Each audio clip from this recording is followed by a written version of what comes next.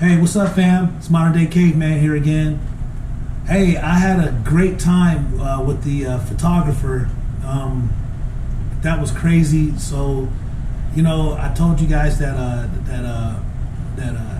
NBC News was doing NBC.com was doing an article on me. This reporter did an article on me.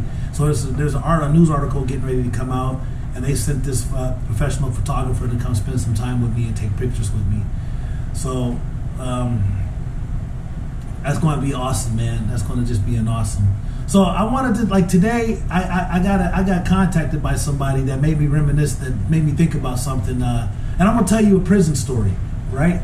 So, like, I had like a few different jobs when I was in prison, especially the last part that I got out, and one of my jobs was passing out the dorm supplies. So toilet tissue and laundry soap is very important to guys in the prison system. It's like a commodity. Everybody's trying to collect it. You got guys that got thousands of, got a lot of rolls of toilet tissue and boxes of, little packs of laundry soap. So about one day that I was trying to get in the microwave, I was next in the microwave. This guy, he was already in the microwave, and so I was waiting until he got done. And when he got finished, he walked away from the microwave, and before I could get up and get into the microwave, this guy jumped into the microwave. And I was like, hey, I was next. He was like, no, I was next.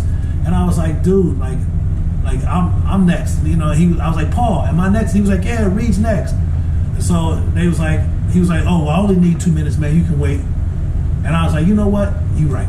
You know what? You right. So I just kind of backed up from him, and I just went and sat down, but it was eating at me. It was eating at me that this white dude thinks that he just got out on me, man. And he's a bigger white dude too. So I was like, nah, I better say something, man, because if I don't say something, it's going to fester, and I know where it's going to go from there. So I went up to him and I was like, listen, man, I just want you to know that I let you go in the microwave, man. You didn't take nothing. He was like, oh, so you let me, huh? I was like, yeah, I'll let you. And he was like, yeah, whatever. And so I was like, all right. So I just walked away.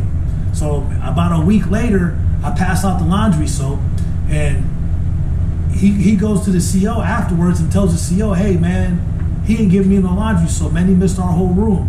And I was like, man, no, I didn't. But you know what? Hey, if he's trying to get some extra laundry soap, so be it. So I don't really say nothing about it. Then the CO tells me, like, hey, you missed so-and-so's room. And I was like, I don't think so, but, She said, oh, I gave him some laundry soap. I was like, all right, that's cool. So on the next shift, I'm walking by the desk, and he's at the desk again, and he's telling the CO, yeah, man, the laundry dude didn't pass out he didn't give me no laundry soap, man. He skipped our room. I'm like, oh, so this dude here. I'm like, all right, okay. So I pull him off to the side, and I was like, man, let me holler at you, man. And I was like, what's up? I said, check this out, man. If you need extra laundry soap, just tell me, ask me. I'll give it to you. Like, man, the steak stuff, man, I'll give it to you. Like, I ain't selling it or nothing. If it's extra, I'll give it to you. Ask anybody, I'll give it away. And he was like, oh, man, I don't even use it, man. I just mix it with half with my stuff, man, and like that. I said, wait a minute. I said, check it out. I said, you just said that you don't use it, but you use it. He was like, man, you know what I'm saying. I'm like, that stuff ain't nothing, man. I said, well, listen. I said, this is what's happening. I said, you telling the CO that I didn't do my job. And he was like, what? I was like, yeah. I said, because that's how it's coming off. It's like that I'm making a mistake, man. I said, if you just want some extra laundry soap, just ask me. He was like, yeah, whatever, dog. And he blew out of the laundry room. So I was like, all right. And I was like, man, just, all right, whatever. So I just walked away. So I'm in the cell.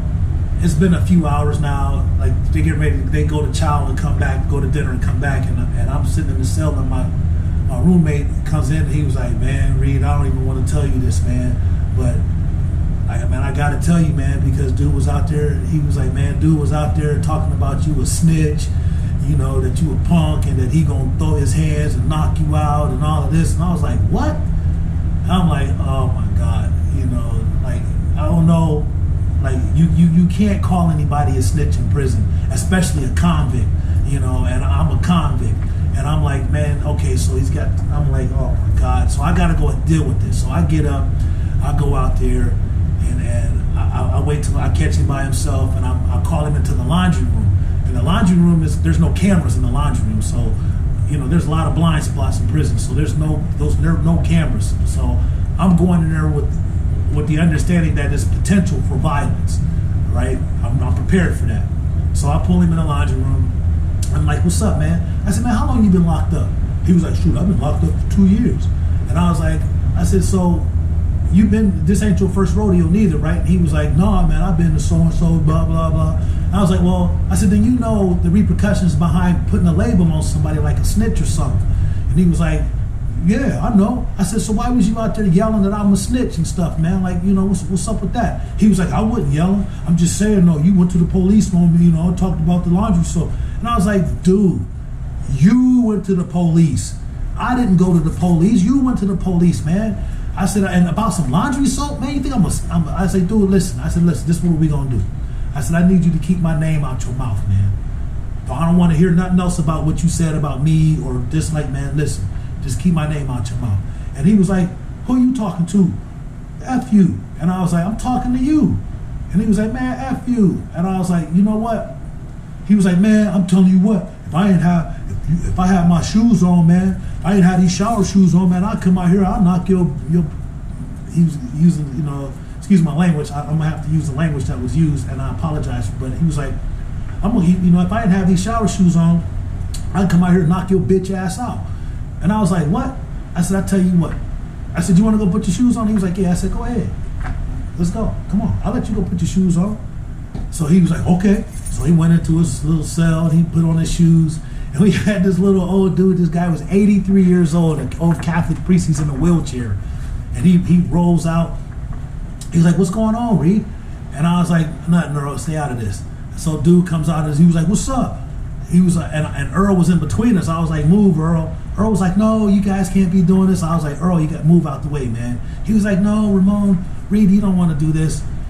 That's, you know, he was like, you don't want to do this. And I was like, Earl, move. And he was like, okay. So he moves out the way, right? And so I'm like, come on out here. So dude comes out and he throws this wild haymaker, man, and I slip underneath it. Bam, I hit him with a body shot. Boom. He was like, oh. Then I caught him with a knee. Bam. Then I picked him up and I slammed him. Then I got on top of him and I just started mounting him. I beating him.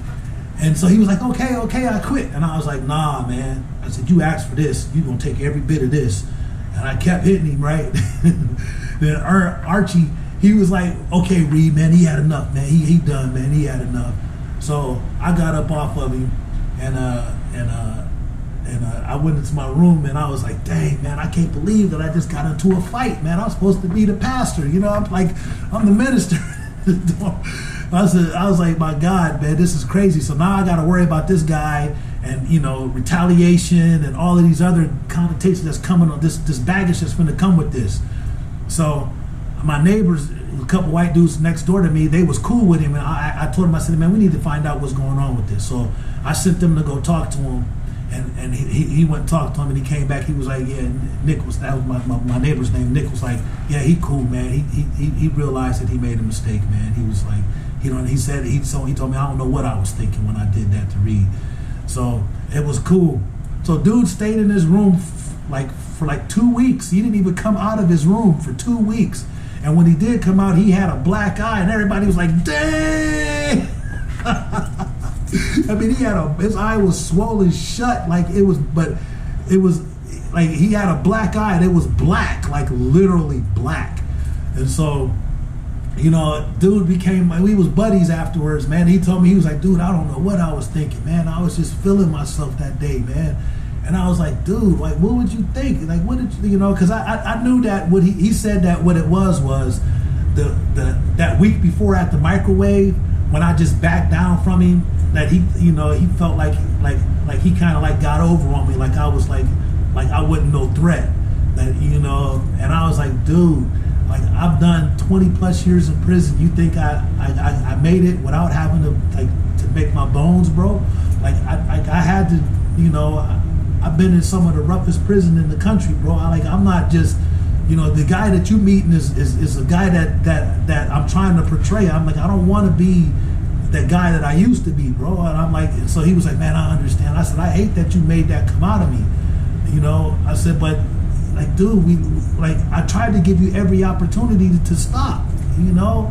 And he was like, man, I don't know, man. Like, I just was just feeling myself, man. I was just feeling myself. He was like, dude, like, man, I'm sorry. And I was like, man, all right, you know. And so he became he was my dude afterwards, man. Until the day that he left, man. He was like, "Hey, Reed, man, I love you, man. Thank you, man." And I was like, it was just crazy, but yeah. So I was talking, like, I had a phone call today, and that was somebody made me reminisce about that story, because they was like, dude, he used to be running around the dorm all loud and rah rah rah and all of this, and after that, the situation with you, man, we ain't hear nothing from him. Dude was like a church mouse. Like, he never even came out of his cell hardly anymore. And I was like, what? Man? I didn't even pay no attention to it. Like, I just blew it off. Like, it was what it was, man. But that was crazy, man. And the crazy part is, I've been in a fight in every prison that I've been to. Like, literally been into a fight in every prison that I've been to. And I always tell people, I don't like to fight, but I don't mind to fight, and this is just one of those prison stories. Some of you people been asking for a prison story, so I just gave you a good prison story. They're going to be far and few in between, because I really don't like going back to that. I try to keep this station positive, and that was just, I don't know, I just wanted to get that out. I felt like sharing that this morning. So remember, like and subscribe to this channel, and don't forget to hit the notification bell. All right? And remember, first and foremost, that God loves you, and so do I. Peace.